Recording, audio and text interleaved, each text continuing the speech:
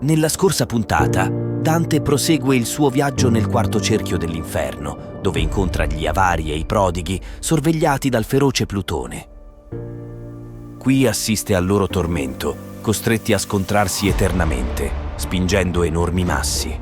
Nel quinto cerchio, attraversando lo Stige, traghettato dal demone Flegias, Dante vede gli iracondi sommersi nel fiume melmoso e incontra Filippo Argenti, un fiorentino noto per la sua aggressività. Successivamente Flegias li conduce sull'altra sponda dello Stige, dove si ergono le mura della città di Lide, che delimitano il sesto cerchio. Superata la resistenza dei demoni grazie all'intervento di un messo celeste, Dante e Virgilio entrano nel sesto cerchio, dove sono puniti gli eretici, costretti a bruciare in eterno sulle proprie tombe aperte. Qui Dante incontra Farinata degli Uberti, un importante leader fiorentino, e Cavalcante dei Cavalcanti, padre di Guido, poeta e amico di Dante. Prima di scendere al settimo cerchio, Virgilio istruisce Dante, preparandolo alle visioni che lo attendono. Un abisso di violenza e sofferenza ancora più profondo, dove vedrà nuove e terribili pene inflitte ai violenti. Il viaggio continua.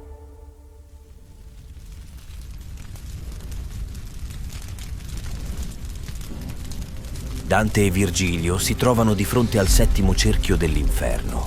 Un dirupo scosceso li separa dalla loro discesa.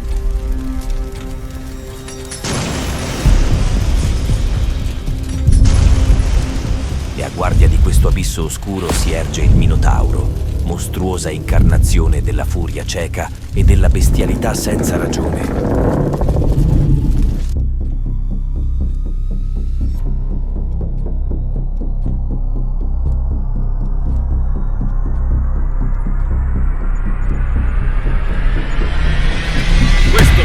Voluto da Dio.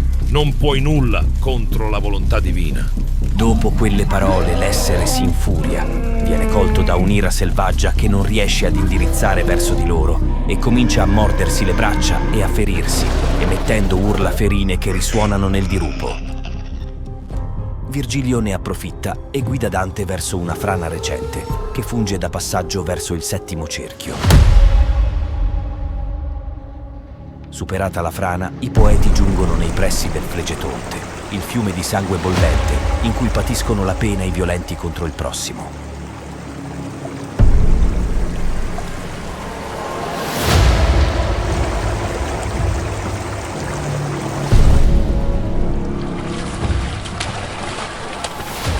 Guardiani del fiume sono i centauri, figure imponenti e fiere, armate, e sempre pronte a scoccare frecce infuocate sui dannati.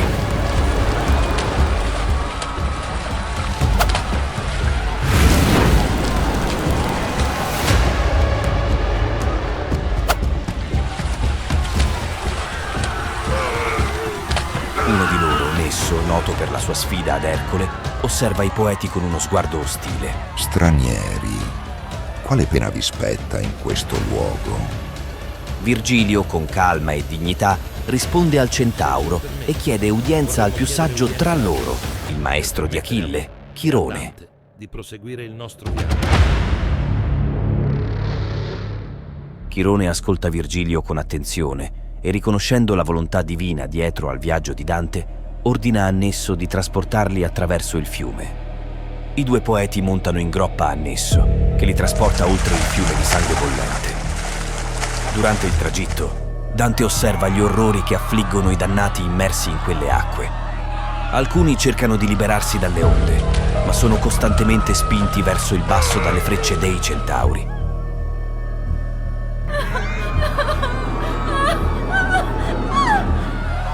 Mentre attraversano il fiume, Nesso fa notare a Dante che lì, tra le onde, giacciono Attila, re degli Unni, e Guido di Montfort, ribadendo che tutti i violenti contro il prossimo sono qui, nel sangue ribollente, senza via di scampo.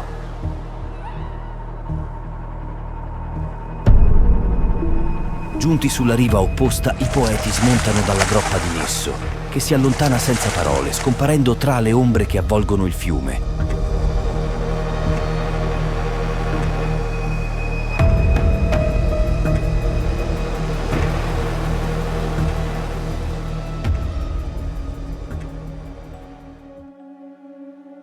Dopo aver attraversato il Flegetonte, Dante e Virgilio si addentrano nel secondo girone del settimo cerchio. Un bosco fitto e oscuro, il bosco dei suicidi, si estende davanti a loro come una distesa di alberi nodosi e contorti, privi di foglie e di vita. Qui regna il silenzio di una sofferenza eterna. Ogni albero è una figura grottesca, nodosa e spoglia, con i rami piegati come arti contorti e senza foglie. Tra i rami nidificano le arpie, creature mostruose con il corpo di uccelli rapaci e volti umani distorti, i loro occhi ardenti di una fame insaziabile.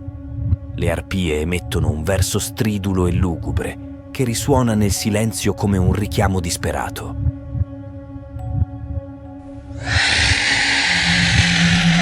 Inoltrandosi tra gli alberi, Dante percepisce un mormorio sottile, come voci di anime sofferenti. Virgilio lo invita a spezzare un ramo e scoprire la verità nascosta in quel bosco maledetto.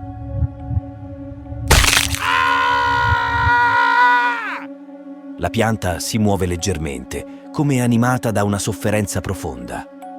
Pierre della Vigna, con voce straziata, parla con dignità e rassegnazione, chiedendo a Dante di testimoniare la sua innocenza nel mondo dei vivi.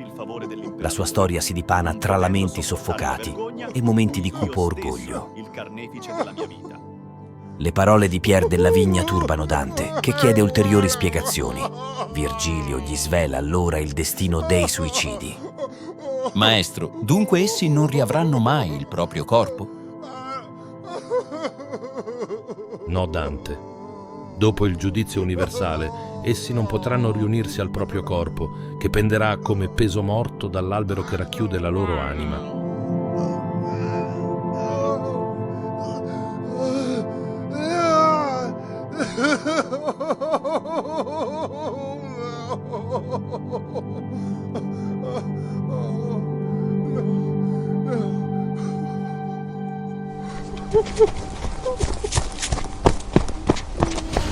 Improvvisamente l'aria è lacerata da rumori di passi e respiri affannosi. Appaiono anime seminude e graffiate che corrono disperatamente per sfuggire a una nuova minaccia. Sono Lano da Siena e Jacopo da Sant'Andrea, dannati che in vita dilapidarono le proprie ricchezze. Dietro di loro un branco di cagne fameliche con occhi affamati e zanne affilate li insegue senza tregua. Questa è la punizione eterna per gli scialacquatori, inseguiti e dilaniati senza fine da un branco di cagne spietate in una foresta in cui nemmeno i cespugli trovano pace.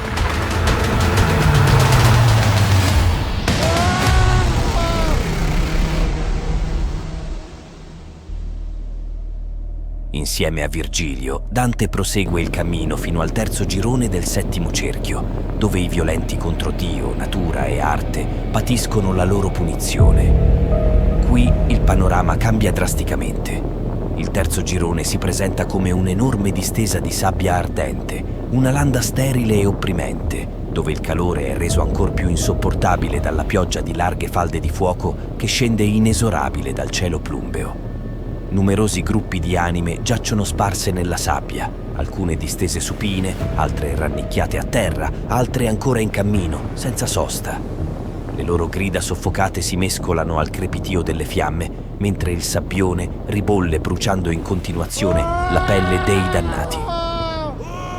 L'attenzione di Dante è attratta da un imponente bestemmiatore, un'anima indomabile che, incurante del fuoco che lo brucia, si erge superbo e sprezzante, rivolgendo parole di sfida agli dei.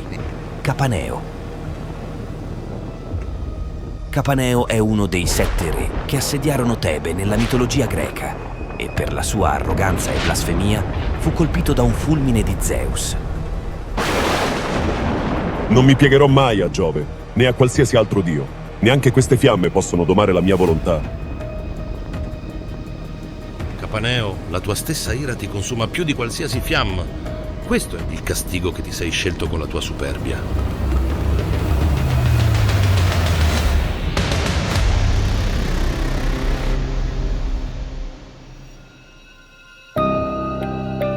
Dopo aver spiegato a Dante chi è il gigante che bestemmia contro gli dei, Virgilio lo invita a proseguire verso una sorgente che sgorga dalla selva infernale. Un piccolo fiume di sangue scorre tra la sabbia, colorando di rosso la terra arida. Virgilio parla a Dante di una montagna situata lontano, sull'isola di Creta, dove si trova il monte Ida. Nella sua grotta vive un antico gigante, il Veglio, simbolo del declino dell'umanità.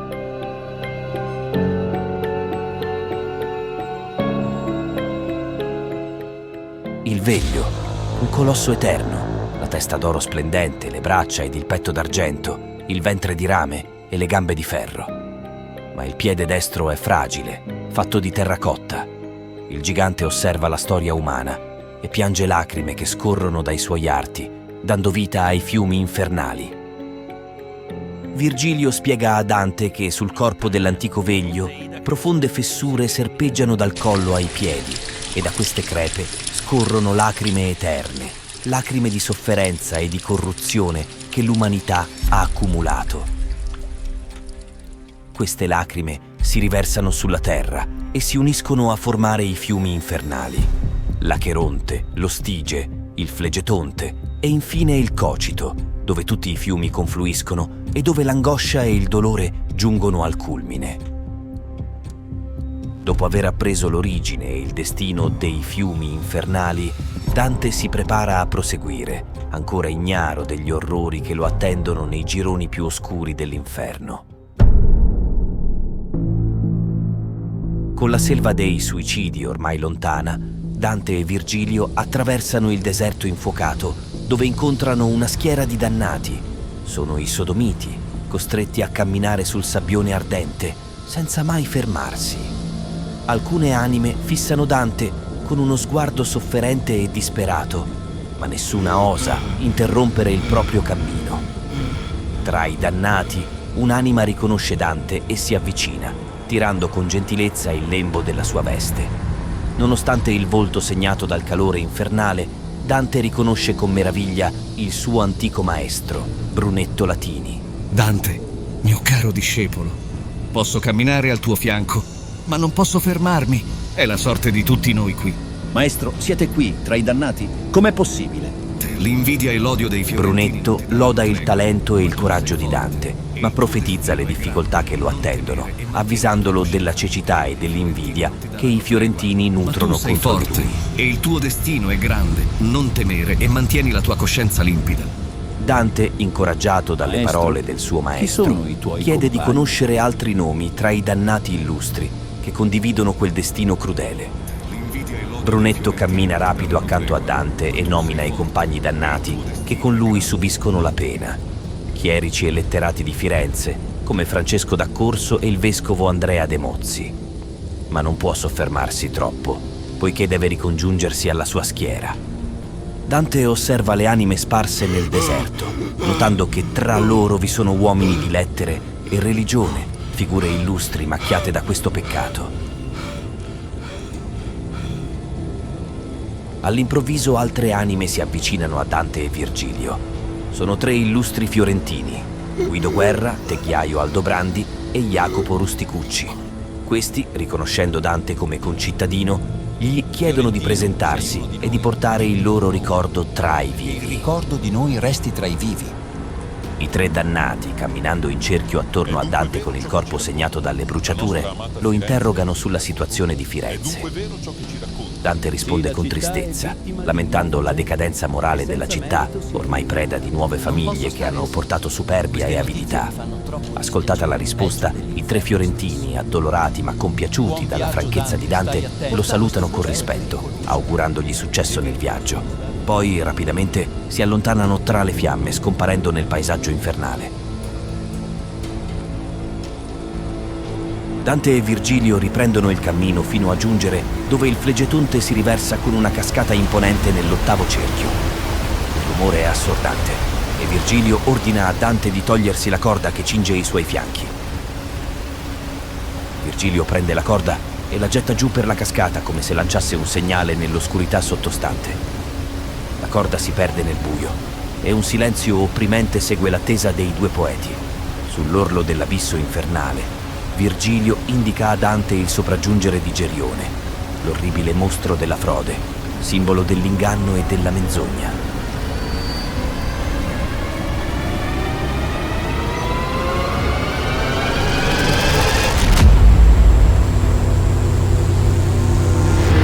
Il suo volto ha sembianze umane e giuste, ma il corpo si rivela presto un orrendo serpente, con zampe di leone pelose fino alle ascelle e una coda affilata come una lama. Gerione, accostati all'orlo del baratro. Abbiamo bisogno del tuo aiuto per scendere fino all'8° cerchio.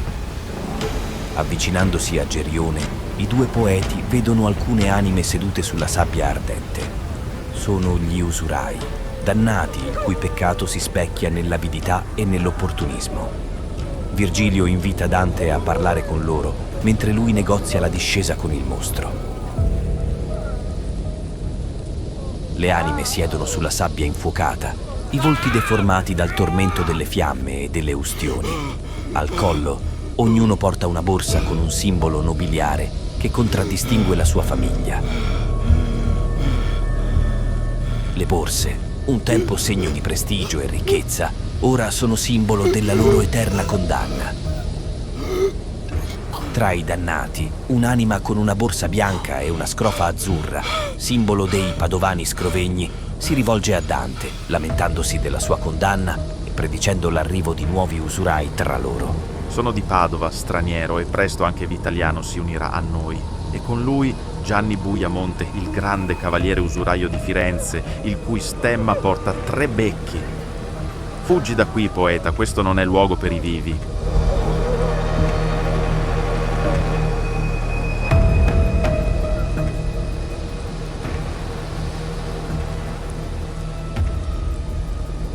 Dante, turbato dalle parole del dannato, torna da Virgilio, che intanto è pronto per la discesa nell'8° cerchio. E quando saremo arrivati in fondo ci lascerai andare.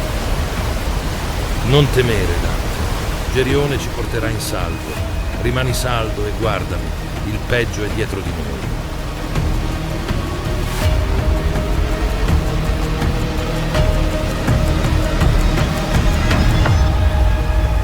Gerione si stacca dall'orlo del precipizio e inizia la discesa.